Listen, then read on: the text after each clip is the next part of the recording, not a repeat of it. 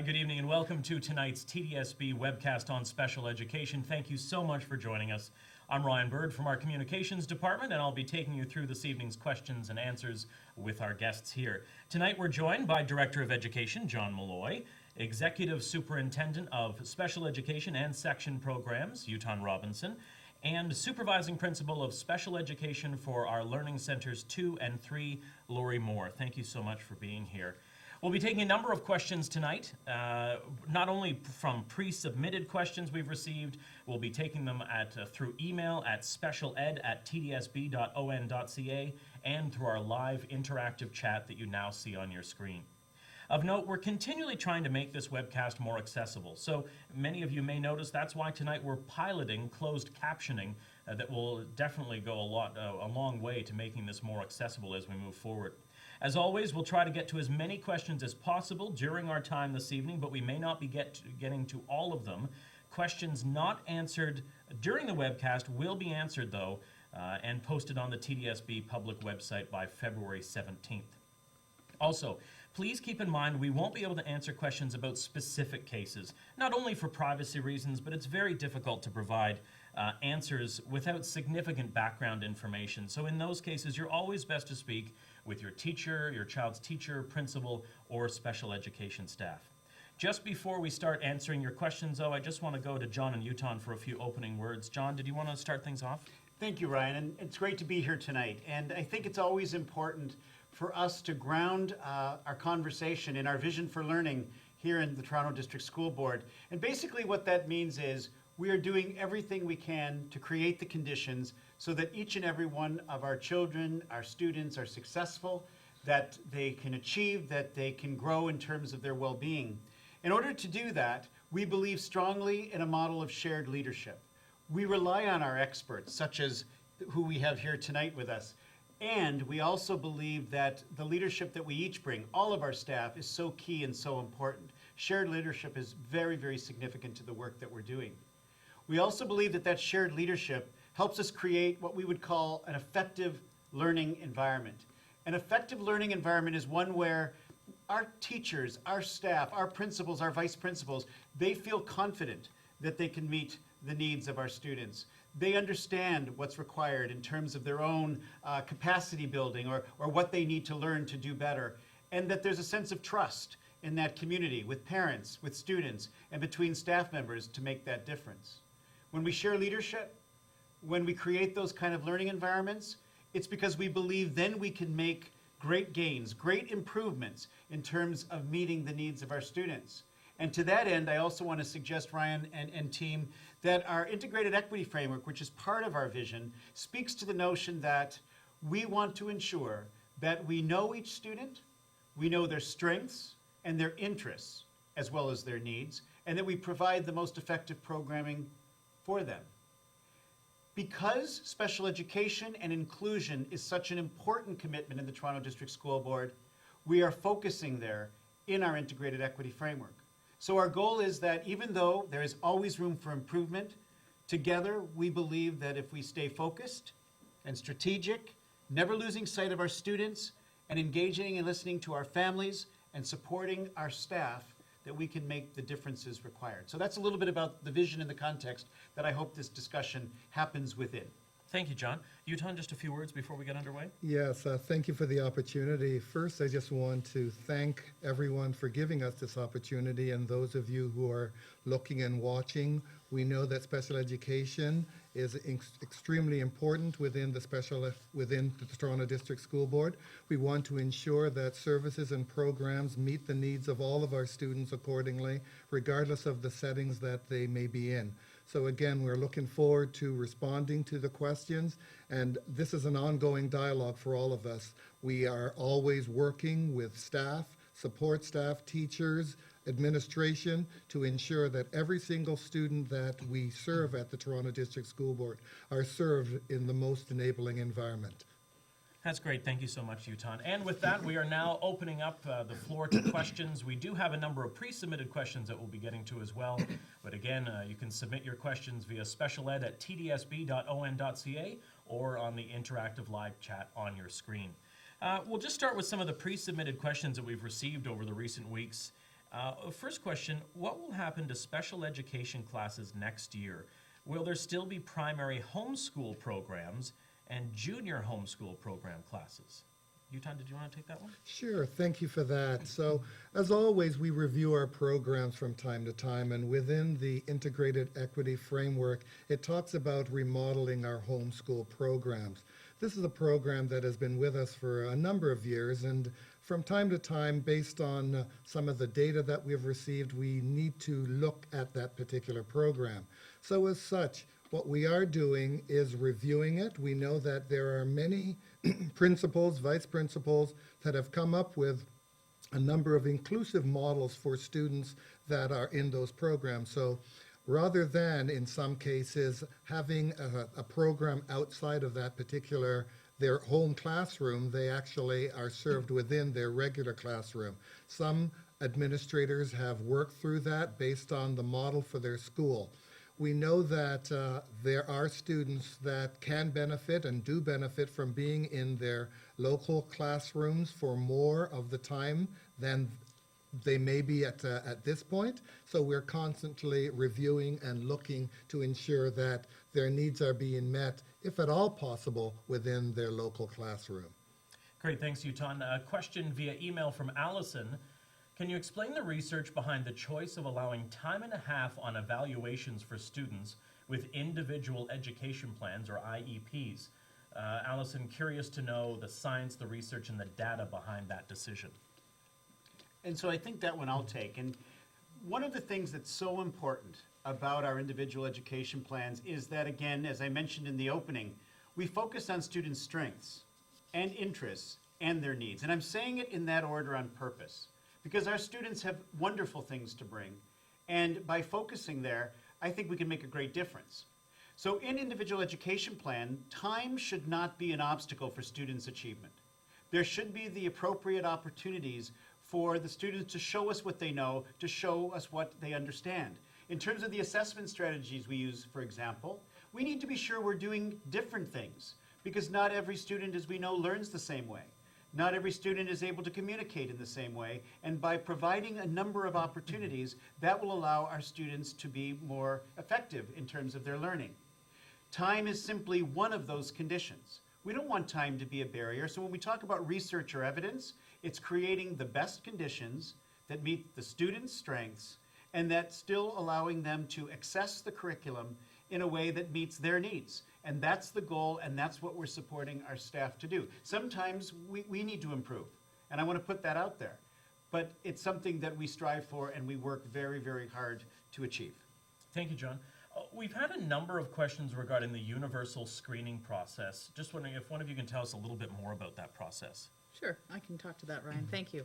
The universal screening process is something that was new this year for all students in grade 3. It was something to help us better understand the learning profile of the students in that class, in those classes, and it was also used to help teachers better program.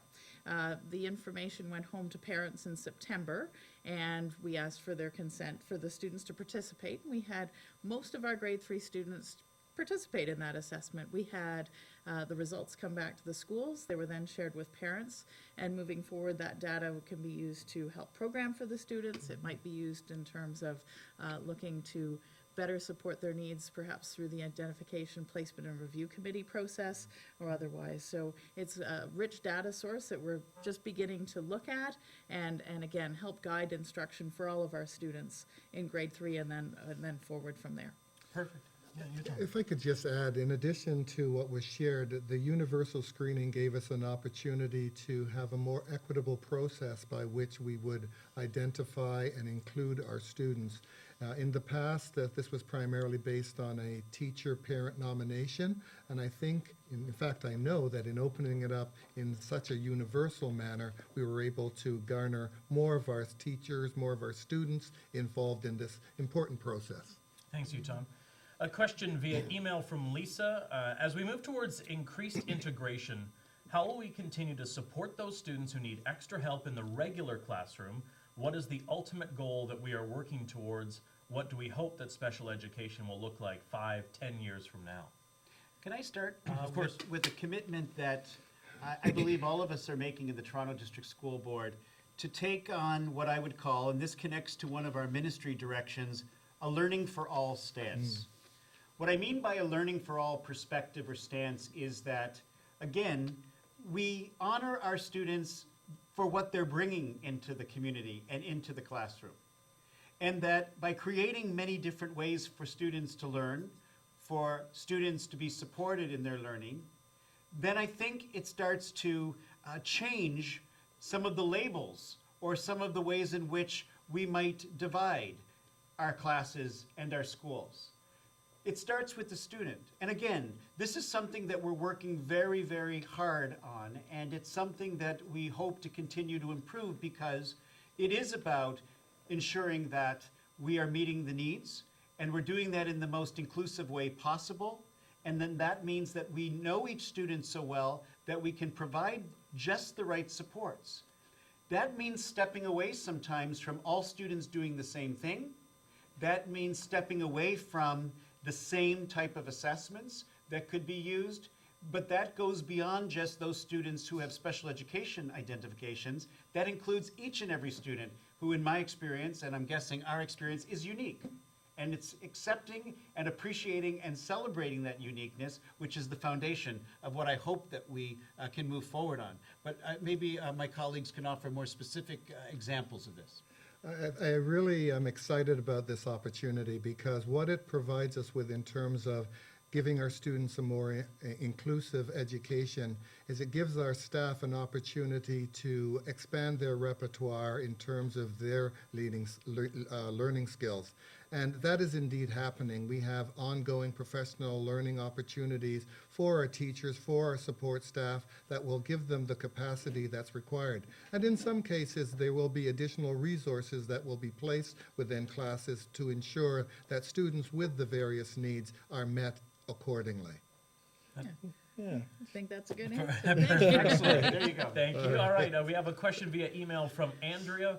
How can we do psychological testing on children when they are 4 years old without having to then retest them when they are 7 or 8 years of age? Would you mind trying that one? Okay, sure, go for that. So in terms of psychological testing, there are some students that are tested as young as 4 or 5 years old. At the same time, there may be recommendations to look at a new assessment, but many times the profile of a student, it tends to be consistent with that initial assessment. And our psychological team would actually be best prepared to answer the specific details around that, but a lot of the time it's what's the question we want answered, and how is the assessment and evaluation information either changing or not changing according to the profile. That's great, thank you. All right, we have another question submitted prior via email. Many students with special needs also have difficulties with mental health. The comorbidity of anxiety, depression, and other mental health diagnoses with learning difficulties warrants targeted interventions by special education and support staff, such as social work and psychology. What specific initiatives has the TDSB supported to address these students' specific needs, and how will those initiatives be supported across the system? I'll start on that one because our mental health strategy, I think, is so foundational in the way I'm going to answer this question, and certainly please jump in with your insights as well. I'd like to start with the foundation of well-being. We are committed to the well-being of each and every one of our students, and what I mean by that is their resilience, their confidence, their self-esteem, their optimism. And what we do know is that all students are positively impacted when we create learning environments that honor their voice, their experience, that includes them, where they feel a sense of belonging, where they have friends, where they can turn to a caring adult. So I do want to speak about this in the broader context of what all of our students need in order for their well-being to improve. We also know that we play a major role in terms of supporting positive mental health. The way in which we operate in classrooms and relate to our students, the way in which we deliver program and invite the students to influence that program, that has a strong impact on mental health. So there are some commitments that we're making to all students, and the one very significant commitment that I have asked each and every one of our schools to pay attention to is, does each student have a caring adult in the school to turn to while they're there? Having said that, we also know that some of our students need additional support. They may have issues, as the question would suggest, of anxiety, depression, and other challenges that we need to support. Our school staff needs to turn to our professional staff, such as social workers, to help. And we need to work as partners, principals, families, teachers, other staff, counselors, social workers, to name a few. And then again, some of our students may have needs that exceed what we have the skills to support. We need to be clear and honest about that, and that's where we partner with health agencies and other mental health organizations. So I'd like to say that what we're trying to do is create conditions that support all, ensure that we're being really effective when we need to look at what some of our students need, and then we really have to hone in on the partnerships required with that smaller number of students who exhibit some pretty important and challenging issues that we want to be able to meet. But again, it is complex and it is challenging. And if you're a parent of a student who exhibits some of those greater challenges, I understand that there's probably many challenging days and many frustrating days, and that's where what we have to do at the Toronto District School Board is ensure that we're working with you effectively so that we can lessen that stress to provide the appropriate programming and support where required with our staff and with our partners. I would like to add that we know that this is indeed ongoing work, and we're excited by the fact that many of our schools have adopted a number of programs, a number of initiatives on an ongoing basis. This is being talked about in our schools more, and as such, it's being addressed in many, many ways. And I really think that bodes well for the work that's going on. Great, thank you. All right, next up, how does or will the TDSB support the increasing number of our youngest students with complex special needs in the regular full-day kindergarten program? Okay, so I think one of the things we're doing quite frequently and consistently across the system is providing professional learning to help our staff, both teachers and DEC, designated early childhood educators, understand how to program for those students. We also have a number of different professional support services that will be helping out with that programming piece. We have a number of programs available for students, whether it be through a special education program recommendation committee or through an IPRC, an identification, placement, and review committee, to support students in special education classes such as diagnostic kindergarten, students with some challenges with language in our kindergarten early intervention language program, as well as our kindergarten intervention program for students that may have some other challenges. And if I can add one very concrete story. I was in a school yesterday, and I was in the kindergarten classrooms. And what I saw in those kindergarten classrooms was programming where I was getting to hear from each and every student what they were interested in, why they were excited about learning, what they were working on. I was able to watch 4- and 5-year-olds working with each other in all kinds of different ways. And what I appreciated about the learning environment I was in the most is it was a bundle of energy and activity. I can honestly say in that context that though I could tell that the students were at different developmental levels and had different levels of oral language development, if I could say that, but what I saw was engagement and inclusion and effective programming that was involving each and every student. And the reason I'm sharing that story is because one of the things we're learning is that when our programming, and I know you've heard me say this already tonight, starts with the student, it's amazing what kind of conditions we can create that allows all of our students to excel. And I got to see that in this particular kindergarten classroom. And I saw professionals, teacher and early childhood educator working so carefully to provide lots of opportunities so that that interest piece was on the table. And I saw classes of 25 kids where nobody was sitting in a corner disengaged and everybody was truly learning. And it was really an exciting sight to see. That's a good story, John. Next question up from Carol. Will the number of special education teachers assigned to a school change if students are integrated and not assigned to an HSP class? For example, where currently a school receives 1 teacher as a spec ed resource teacher and a .5 teacher for the HSP program, will that allocation continue to be 1.5 teachers if the number of special education students in the school does not change? I'll start, and again, it's a great question because it speaks to what it will look like in a school. And as such, because we have a number of different schools with a number of different students, it gives us an opportunity to do different things in how we respond. In some cases, indeed, there will be additional staff that will be there. In other cases, based again on enrollment, there will not be that need for additional staff. In some cases, there will, again, through the professional learning, building capacity, that teacher, that support staff will have what is required to accommodate that student quite successfully. So it does really depend on the settings that those children, those students, those staff work within in order to ensure that the needs are met, which is always the goal. There's really no one-size-fits-all. Definitely It really- not, definitely Okay. not. Next up, question from Monica. How are you going to address the 1 in 5 students in each class with dyslexia? So in terms of supporting Yeah, our Lori? students, thank you for that question. We're always looking at new and improved ways to support students. We drill down into the assessment as is and for learning, and understanding where the student's coming from, and touching on what John was talking about, building on those strengths. We're constantly looking at the early reading strategy, and again, our early years department has the resources with some early reading coaches and different types of resources like that to be into schools.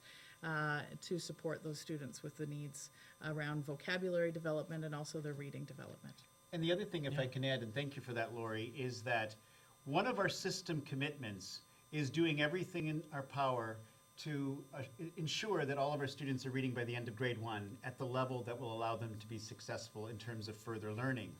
And what that means is that we are looking systemically at what is required across the system in terms of the kind of focused capacity building that Lori spoke about.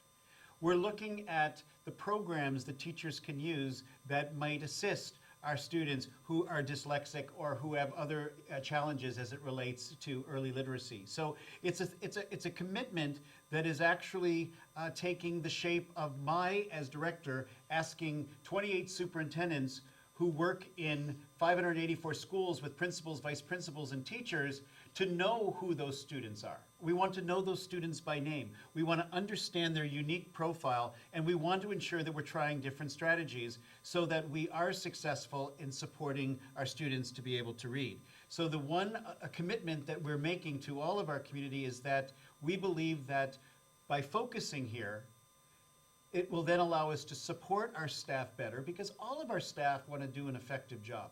They come to school to do an effective job, and by supporting them to do an effective job, then we hope that we can raise the confidence level of our students, because we do know if they're struggling to read in the early years, it does impact their confidence level. It does then impact their ability to feel that sense of belonging in the classroom that we speak about. And then it becomes not only a learning challenge, but as I said earlier, we're committed to well-being. It becomes a well-being challenge. And that's one of the things that we really are trying to pay attention to at this time.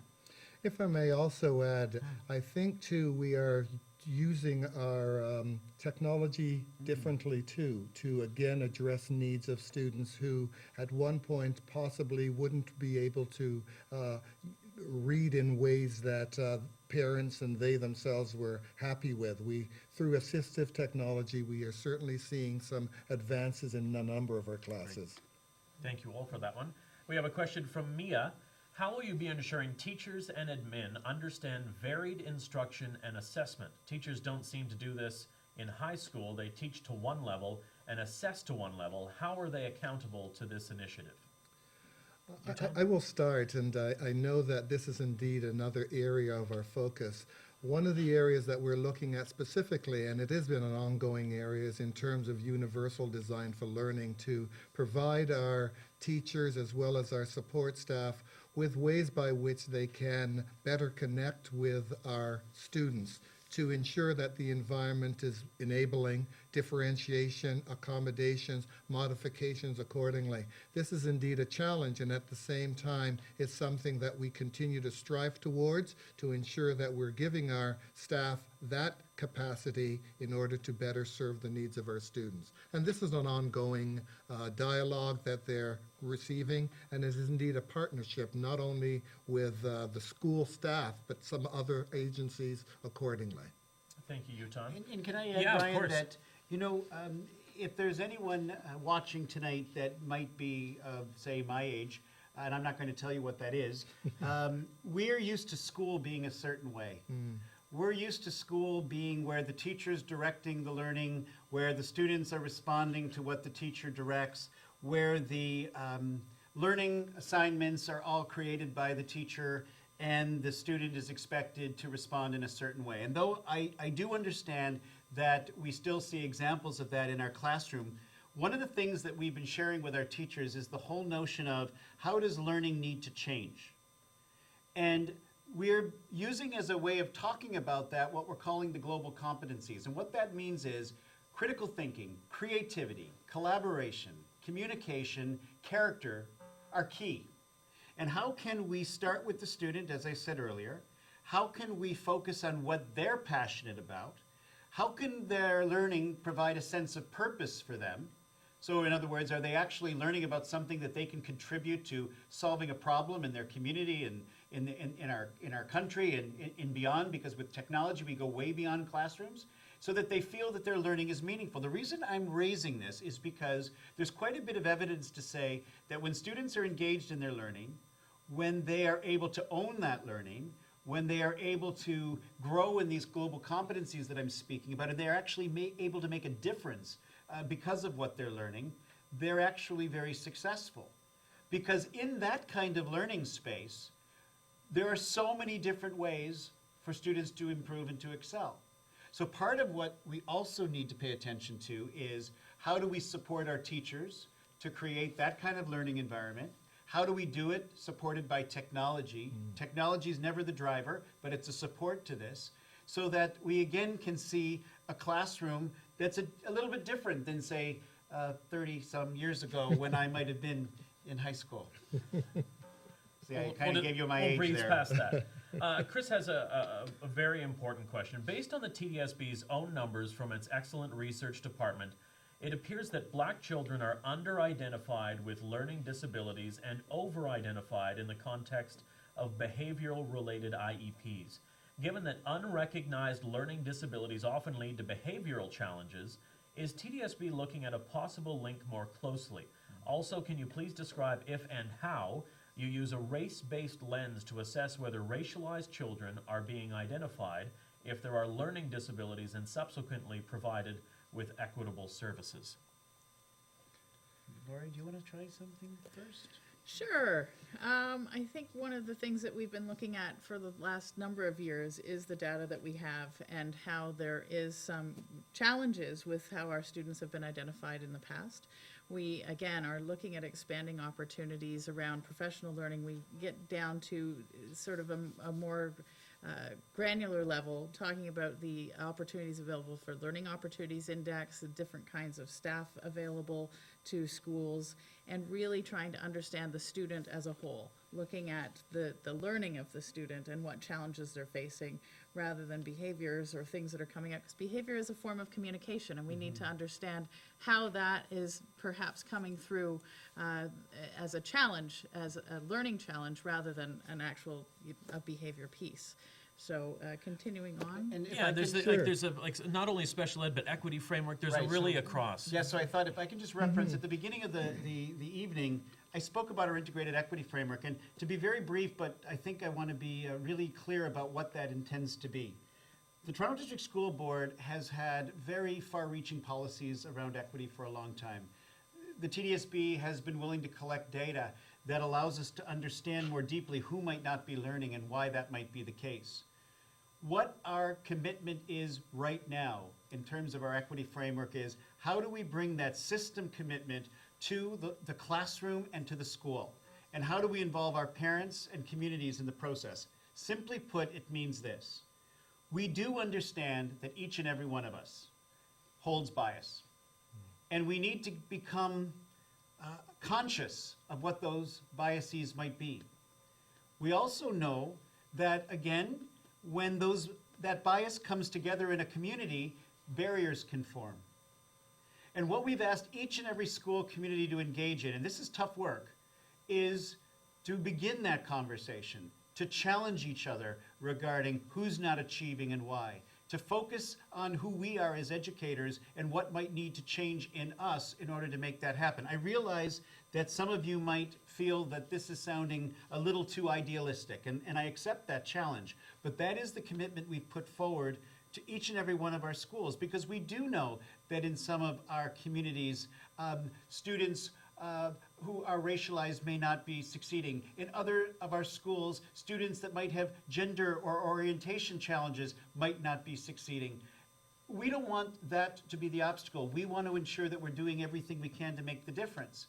So where I'm going with this, Ryan and team, is that we know that we can do better. We understand, and I truly believe this, no one comes to our schools except to do the best work. And where we see that our data is suggesting that we have some systemic problems, we're saying that the way to change that is not to keep talking about that at the system level, but rather for the system to support schools and classrooms, principals, teachers, and parents to have that discussion at the local level. And that's what we're working on over the next year or so. You know, John, I was in a school earlier on today, and I noticed the principal. And the principal basically was saying in one particular class, we used to have more of a particular grouping of students. Now, as a result of the conversations that have been happening within our schools, we've looked at the students who are there in terms of the gender, in terms of the overrepresentation, underrepresentation. And I think that they're making, what we're trying to do is make what you've shared conscious, and in so doing, to change practices that is going to provide more equitable outcomes for all of our students. And I think connected to that is not being afraid to have the difficult conversations. Yes. And that's what we're trying to make it safe to do. I know this is crucial and urgent work, but we've got to make it safe to have the tough conversations, or frankly, we're not going to get through the door on this really important issue. If you're just joining us, we are talking special education with Director of Education, John Malloy, Executive Superintendent for Special Education and Section Programs, Uton Robinson, and Supervising Principal of Special Education for our Learning Centers 2 and 3, Lori Moore. I'm Ryan Bird from our Communications Department. Again, if you'd like to submit questions at specialed@tdsb.on.ca or on the interactive chat on your screen now. Moving ahead with more questions here. There seems to be an inequity across the TDSB secondary schools in regards to supporting students in experiential learning placements. Some schools are able to utilize support staff to take out students while others are not. What are you doing to make sure that all students with special needs are provided with rich optimum of daily or weekly experiences for up to the last 3 years of high school, experiential learning opportunities that will help them build independent life and employability skills? That question from Jim. I thank Jim for the question. This again is an area where we know we need to continue to work to do better. I had the opportunity to talk with a parent that was in a similar situation that felt that the co-op experience for her student was less than ideal. We had conversations with administration as well as the partner, and we were able to ensure that that experience was given to that young man. We need to ensure that that continues not only for that individual, but for all of our students, because we know the importance of co-op education within our system. Lori, are there any supports you think that we could give to our staff, because you would be closer to this, that would allow for us to be able to expand these opportunities? Yeah, we're actually looking in, we work with the experiential learning team, and we're looking into different ways that we can provide support to students in those experiences outside of the classroom, and similarly and not just experiential learning, but for dual credit programs and things like that as well, because they do travel beyond the school building, and we're looking for solutions to that. And dual credit programming, for those who don't know, is where college and high school credit can happen at the same time.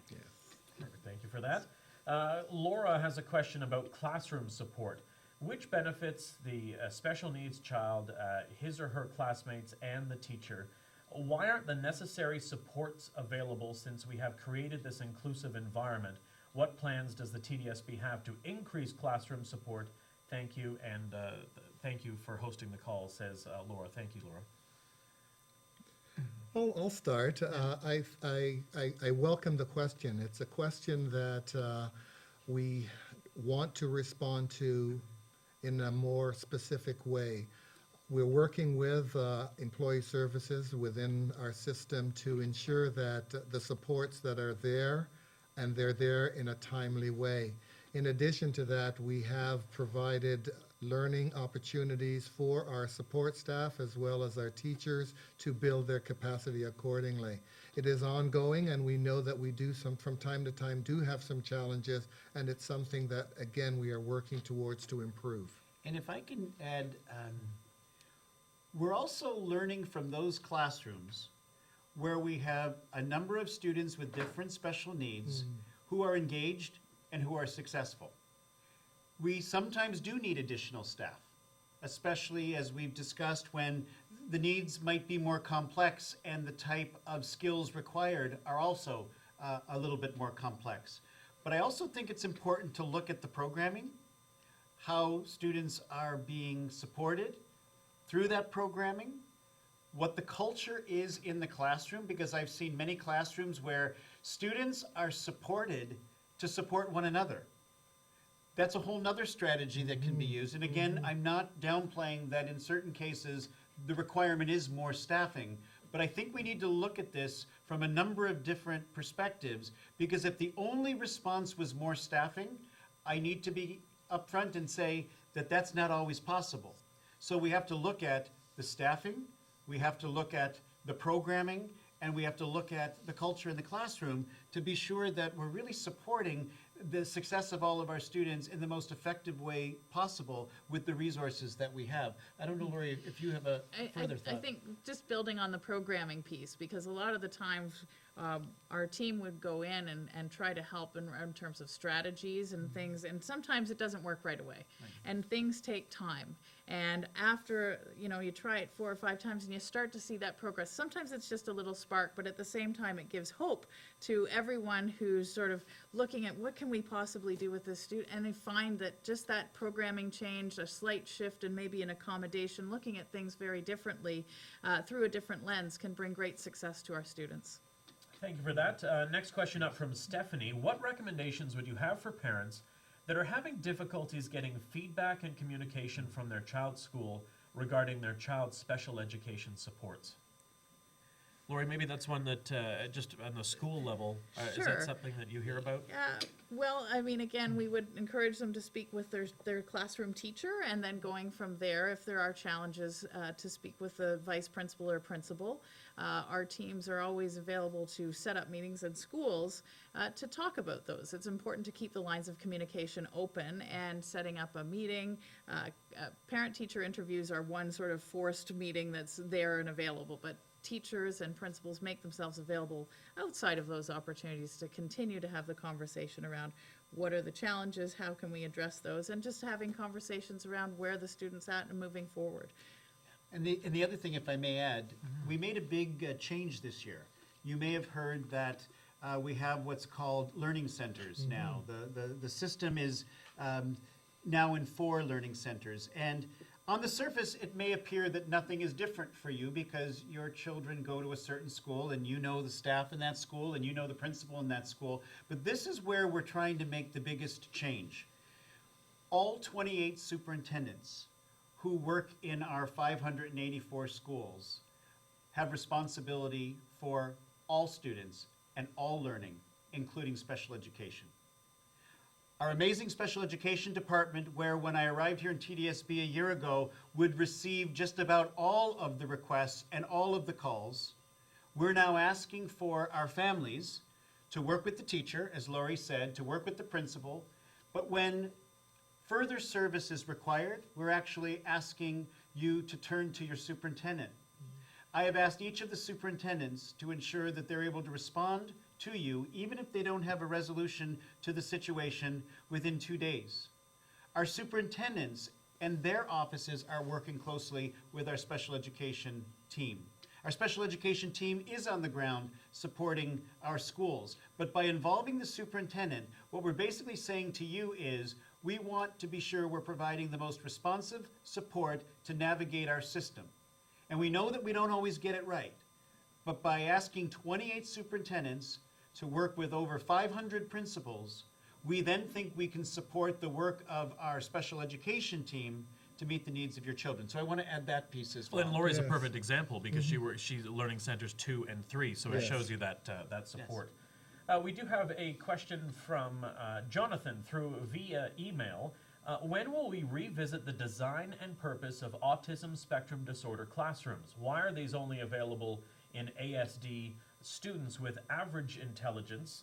Why do these students get smaller class sizes and easier access to resources than their mildly intellectual disability or autism spectrum disorder peers? So on an annual basis, Yeah. we review all of the special education programs we have available in the Toronto District School Board. It's part of our special education plan. And there are different types of classes for different types of learners, if you will. The Ministry of Education also provides us with some guidelines around what those classes need to look like and the sizes and things. And so regularly we're looking at those pieces. We're looking at the staff complement, the class size, as well as the types of learners that are served in those. And again, it goes back to our special education plan. Perfect, thanks, Lori. Anne was mentioning that we didn't mention psychology staff when speaking to a question about mental health supports in schools. Are psychologists not involved in these initiatives? Well, the answer is yes, but Utah, did Definitely. you want to take that one? Just again, definitely, our psychologists are very much involved in terms of working with us as a team to address the mental health issues as well as many of the assessment issues specifically. And again, case by case, depending on profile, they're quite instrumental and quite involved. And I would say, having had the experience of being in a number of boards, I do know that, there's always, as I said earlier, a desire for more resources. But I do want to say that whether we're talking about our psych staff or our social workers, whether we're talking about our child and youth counselors or our occupational therapists, to name a few, we have a student services department that frankly rivals many because of the number of people, the skill level of the people, and the way in which they connect with our staff to try to make the biggest difference. And I just think that it's something worth noting that that's a commitment that our board has made to use dollars in this way. And I believe that it's a great way to use our resources to support our students. I think it's a good point. It's not, many people just think, quote unquote, classroom teachers, but the support staff, professional support service, in other words, is significant, as you mentioned. Absolutely, and whether you're an educational assistant or an early childhood educator, whether you are a psychological staff or a social worker, we do work as a team. And that's the only way I think we're going to be able to do the effective work we're trying to do. Yeah, good point. From Maggie, many of our HSP students benefit not only from the specialized accommodations and modifications that they receive in HSP, but also from the quiet and calm that comes from this small class environment. This environment supports the focus and productivity of students with learning disabilities related to processing and executive functioning. What suggestions do you have for junior teachers teaching classes of 30+ students for providing this same level of support? Again, our goal is always to ensure that our students are in the most enabling environment, and in some cases, there certainly will be need for students to continue to participate and learn within small group settings, such as our homeschool programs. In addition to that, however, there is also a commitment to continue to build the capacity of our teachers as well as support staff in order to better serve them within their local classrooms. Will this work for all? No. Will this work for some? We believe so. And we will continue to support, regardless of the situation, whether it continues to be within our homeschool programs or within our regular classes. And Utah, if I can add to that, I was in a school recently, and again, the classroom was set up very creatively. And there were spaces in the classroom that were for quiet work. And the teacher was very intentional about teaching the students to advocate. So to say what they needed, which again I do believe is very, very important, and understanding that there's different ways to teach those skills.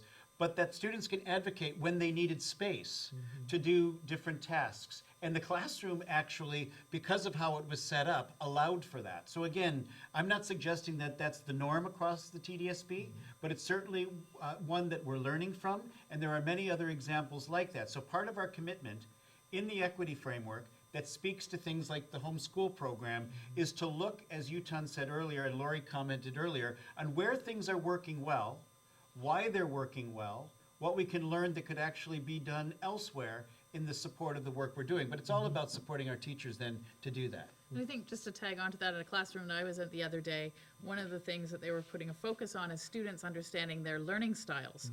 And again, it ties into the self-advocacy, but it's also about, okay, so this is what this task is, this is what I need, because I know this is how I learn best. So it was an interesting thing, and the students were proud to talk about what their learning styles were and share that with the group that was visiting. Just, we touched on this a little bit, but there's a question that's just come in. How can you justify integrating all students in their homeroom classes when there are upwards of 30 students in a room in junior classes? How can the needs of all students be met, practically speaking, with the limited time that can be spent with individual students in a room with no caps? So again, I want to say that we're not in any way looking to make the situation that much more challenging. These changes, if need be, will be done based on making the situation better for all of our students. So specifically in what was described within the question, which is a good question, is a situation where we're looking at a measured approach. If at the end of the day it doesn't make sense, we certainly won't do it. It's not going to be any sort of a forced situation. Again, we're looking to see whether or not that student, after the intervention that they have received within a homeroom program, for example, can be better served in another classroom setting. But it's certainly not a forced situation, and we will look at it classroom by classroom, school by school, based on the needs in terms of a team approach that we're using. And the other thing that I think is important, if I can connect back to the superintendent being more connected to the school, I do ask the superintendents to give us really significant information about what's happening in the school. I also think it's important that I know some of the classes are perceived as too big for some, but we do have requirements. They're not just uncapped. We do have to stay within certain averages and so forth. I wanted to state that.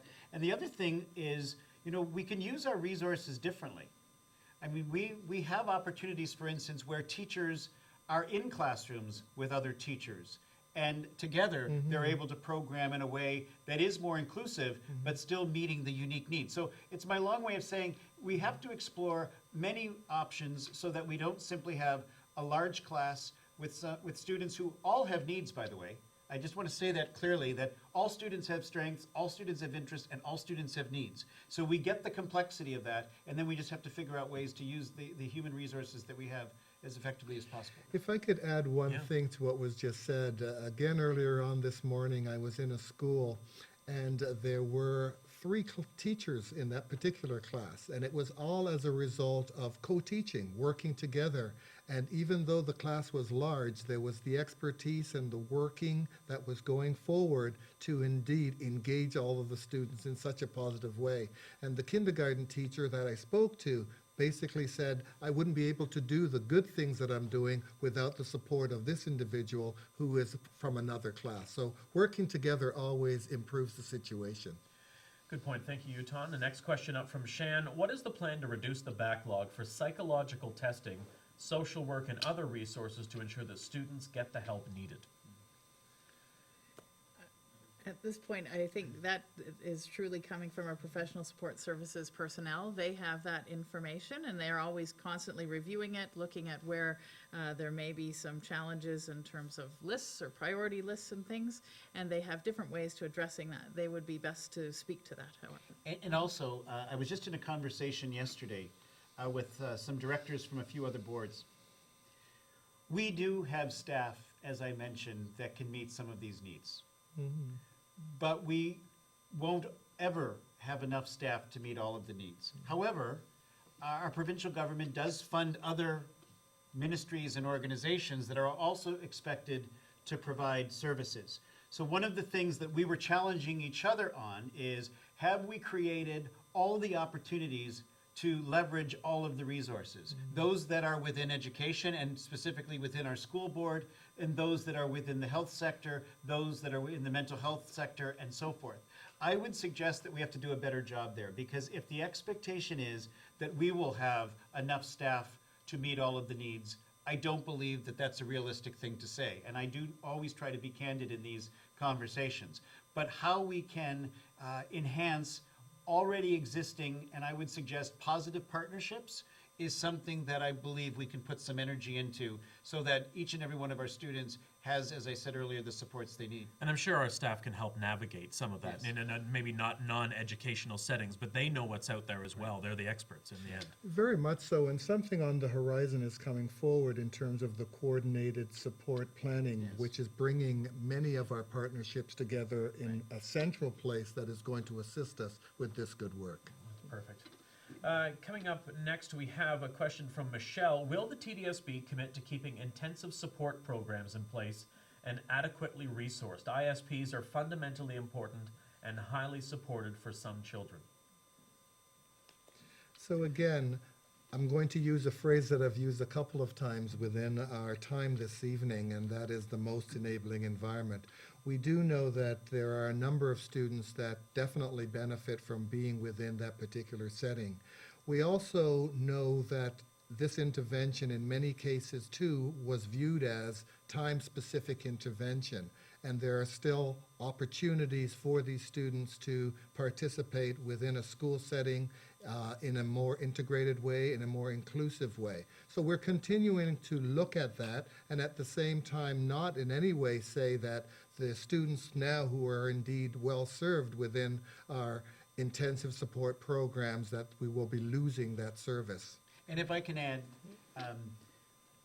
we know that there isn't full agreement across all of our families around what most inclusive means. We need to go there and have those really important discussions. But again, the discussions can't just be philosophical. They have to be focusing on students and our staffs and our families. What I mean by that is this. When UTON has said so clearly that we want to create the most enabling environment for our students, immediately when people hear that, I receive emails. Does that mean you're going to stop doing this or you're going to start doing that? We truly believe that all of our community wants our students to feel that sense of belonging, that our students need to feel confident and optimistic, as I spoke earlier about well-being, and we know that we play a real important role to make that happen. But we also know that we can't do everything well. That's why we have to ensure we're creating some focus and some strategy on how we're doing this. So our commitment to you is this. We are committed to creating inclusive classrooms and schools. We understand that there are a wide variety of needs throughout our system in terms of our students. We understand there are very passionate views around what the programming should look like, and what we're committing through our equity framework is to say, we're going to work with you on that.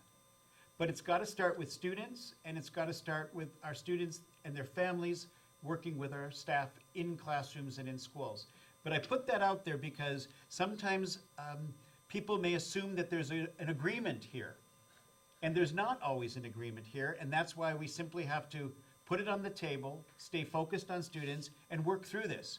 But keeping an eye on each and every student deserves an amazing learning classroom with amazing learning opportunities, with the opportunity to connect with their peers, supported by caring adults in the staff.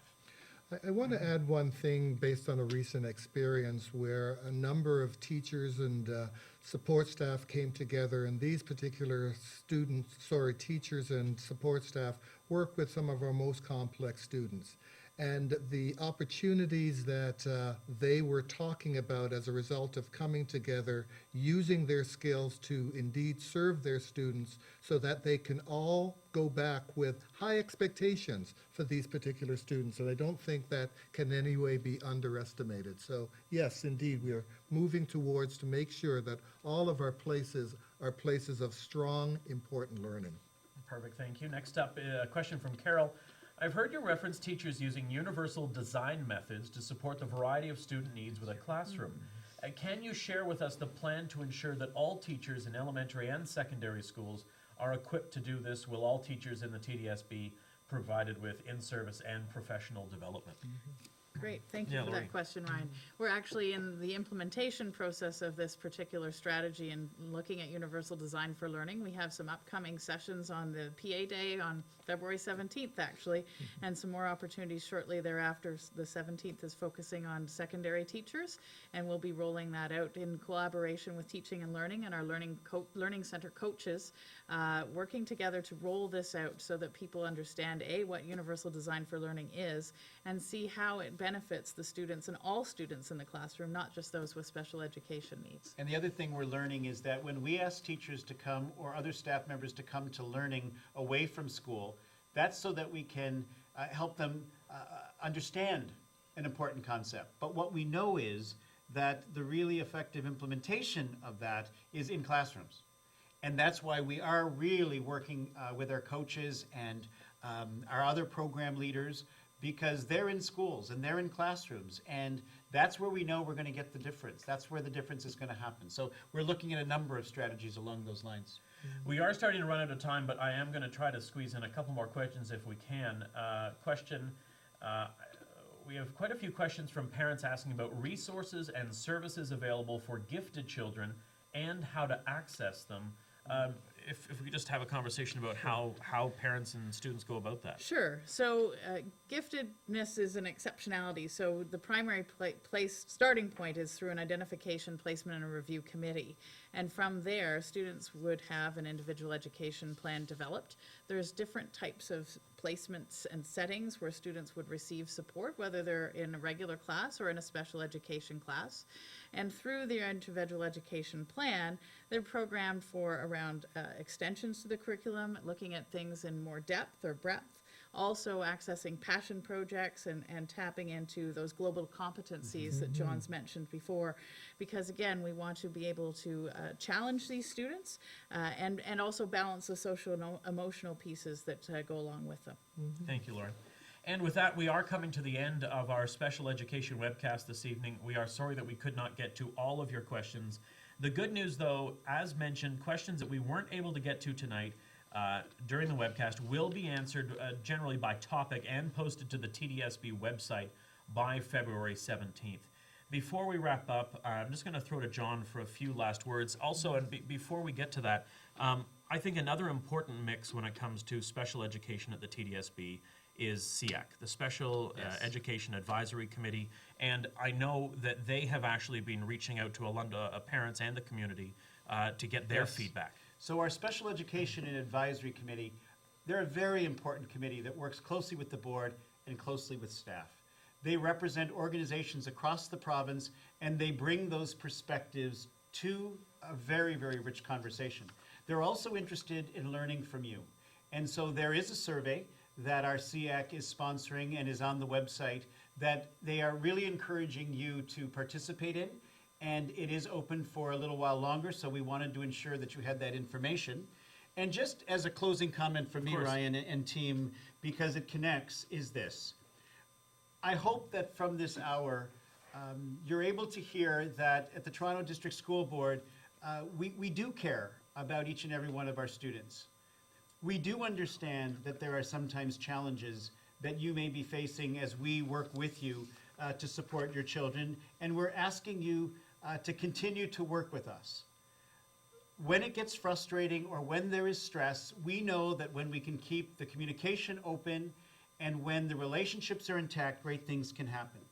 From a staff perspective, we are working really hard to open doors, to remove obstacles, and to build the kind of relationships that we're talking about tonight. And that includes involving the teacher, as we've discussed, other staff, the principal, and the superintendent working with our special education team. So I just wanted to close that we thank you, and we look forward to continuing to work with you, and that we ask that you continue to communicate with us so that the partnership we form together will support your children, our students, in the best way possible. Thank you, John. Just a couple of notes before we say goodnight. I should mention that this webcast will be available in its entirety, available on our website after we conclude here. As well, you'll see on our screen, before you log off, you'll see a link to a very short survey about tonight's webcast. We really do value your feedback on these webcasts. We want to make them better and make sure that we're serving your needs as you tune in to listen to have your questions answered. Once again, I want to thank everyone here, our special guests here, and everyone behind the scenes that made tonight possible. Thank you so much, and have a great night.